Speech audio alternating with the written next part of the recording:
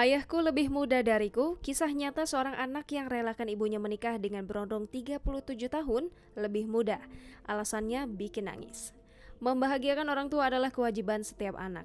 Bahkan dengan melihat orang tua bahagia, anak akan ikut merasa bahagia. Begitu pula bila melihat orang tua bersedih, anak akan jauh merasakan duka mendalam. Namun bagaimana bila orang tua memutuskan menikah lagi dengan pasangan pilihannya? Apalagi jika pasangan barunya berusia lebih muda alias berondong.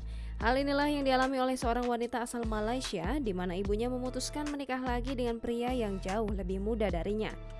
Kendati demikian, wanita yang dipanggil Ecah ini tampak menerima dengan senang hati ibunda menikah lagi. Ecah bahkan membagikan video perayaan pernikahan sang ibunda, Norlida Mohamed Saleh yang berusia 59 tahun dengan abi mereka, Muhammad Sabri Razaman berusia 22 tahun.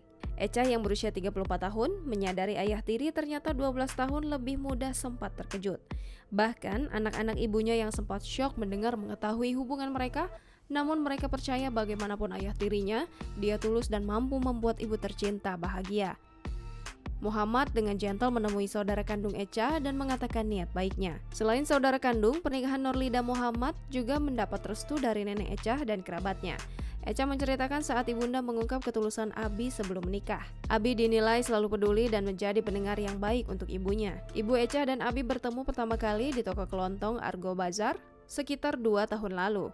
Ecah menerima dengan ikhlas pernikahan itu lantaran menyadari bahwa sudah menjadi kodrat manusia untuk hidup berpasangan. Menurut Ecah, ayah kandungnya yang kini tinggal di Johor juga sudah menikah lagi.